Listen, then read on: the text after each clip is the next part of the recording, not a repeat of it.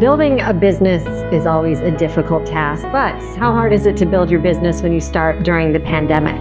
That's what our next guest did, and not only did she start it during the pandemic, but it has taken off, and we are here to hear the story today of Trish Sands from Southern Bear Catering. This is Charleston Women Podcast, where you can meet like-minded, strong, independent, professional, and inspiring local women. This is Charleston Women Podcast. Now we are thrilled to welcome to the Charleston Women Podcast, Trish Sands from Southern Bear Catering. Trish, thank you for joining us. Thank you for having me. Yes, you have, we've got a lot to talk about because number one, you started your business during the pandemic. So all of us are so curious how you found success with that. And then I just want to know, all the services that you offer. So let's just start with, can we start with your story? All the women listening to this podcast right now, it is hard enough to build a business, let alone start one at probably the worst time in the history of our country, right? And that's right. That's what you chose to do. How did that happen? Yep. All right. So, I've been in the food and beverage industry for a long time. And in the pandemic, all the restaurants closed down. So I came up with this idea, me being brought up in Charleston, with all the with my mom cooking my entire life. Somebody had come up to me. I had a get together and they said, "Hey, Trish, you really need to do something with your food." So when they said that to me, it kind of that was the initial spark in my brain of, maybe I'll do something. And I just decided I had something come into my head of, I'm going to go sell food on Folly Beach. So I started posting on Facebook and did a different post of low country boils, barbecue, mac and cheese, all that good stuff. Mm-hmm. And it just kind of took off, and that was just doing deliveries down there because the restaurants were closed. Okay. So after that somebody had called me and said, "Hey, Trish, do you do weddings?" And I said, yeah, sure. Yeah. I'll figure it out now.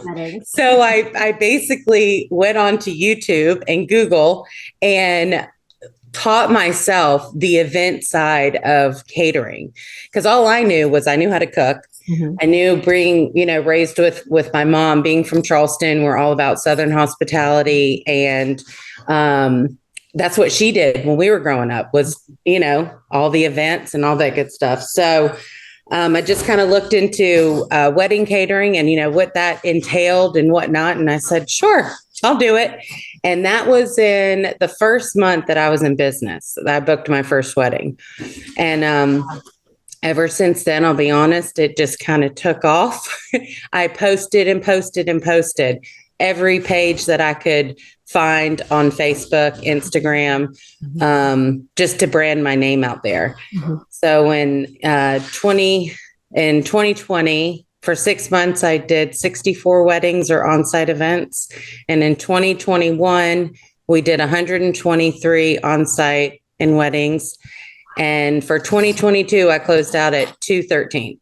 Oh, so, and it's pretty crazy. I see your kitchen behind you, but obviously at some point you scaled where you left your home kitchen, and now do you have a space that you do it? You have to. Yes. Yeah. So I started at home, and so that was crazy. It just got to be really crazy. And we ended up going to a commercial kitchen off of Rivers Avenue.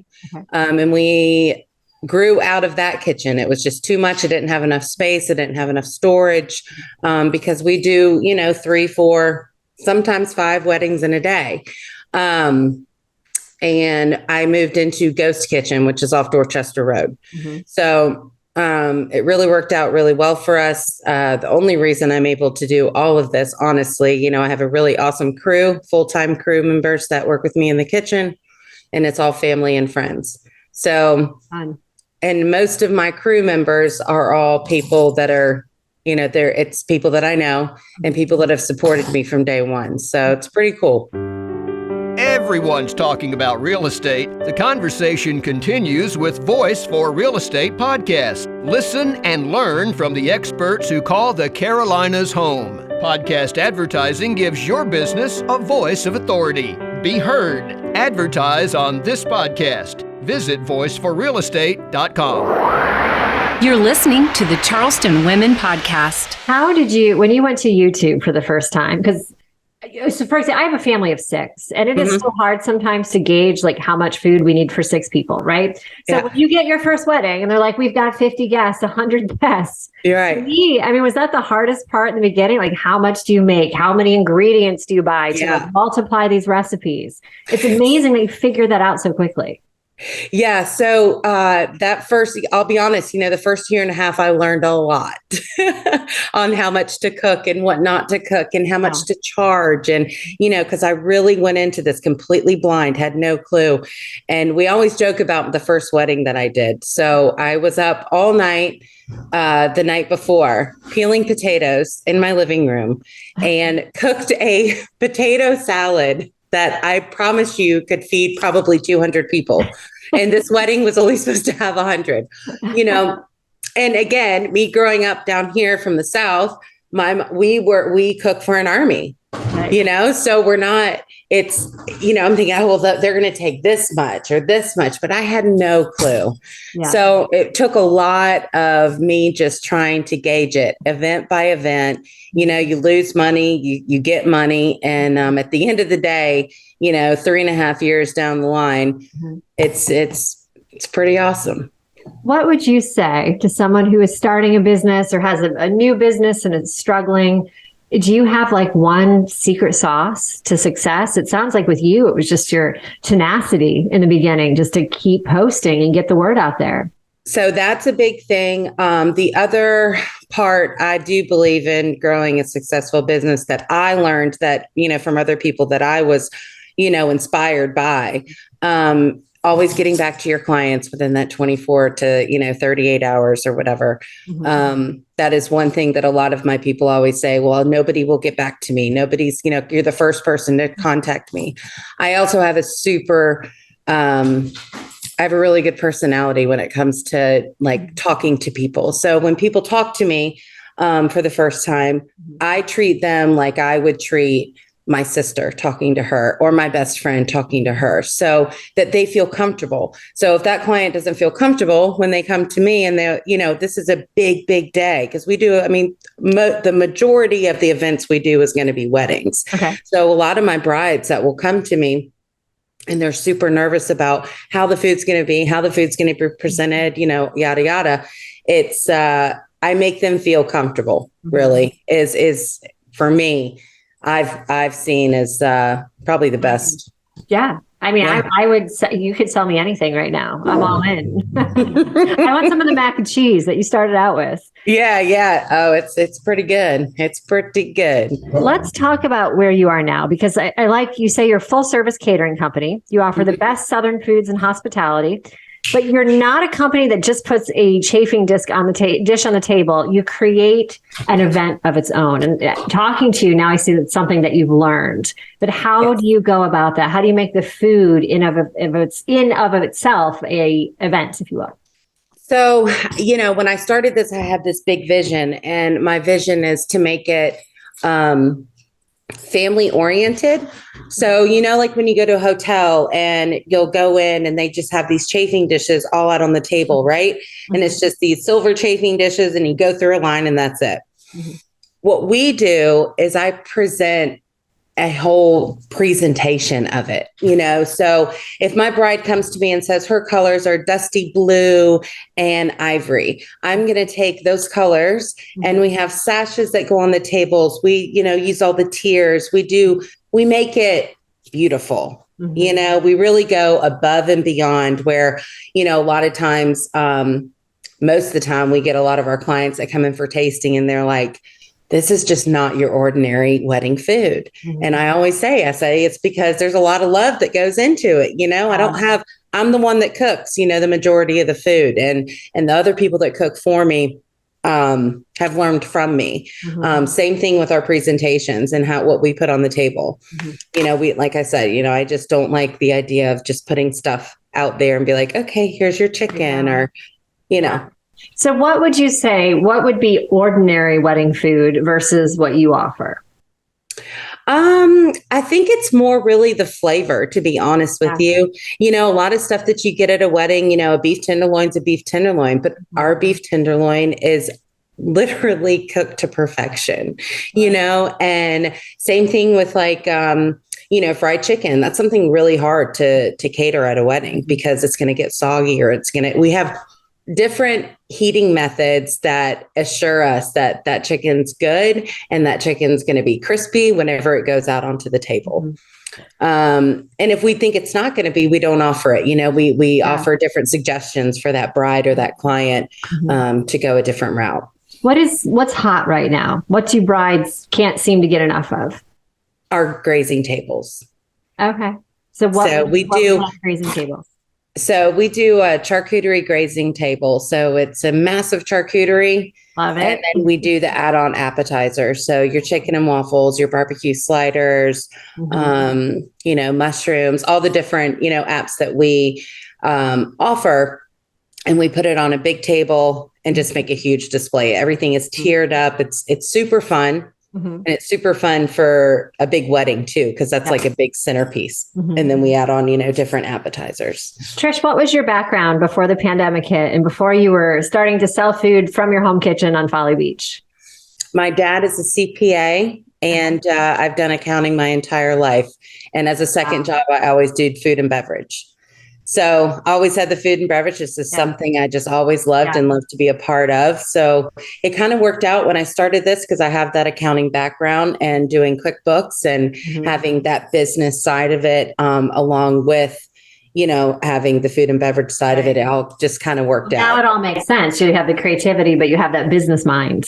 Right. That a lot of creative people struggle with. So that's kind of your recipe for success from an outsider's perspective. Now I'm like, she's so good.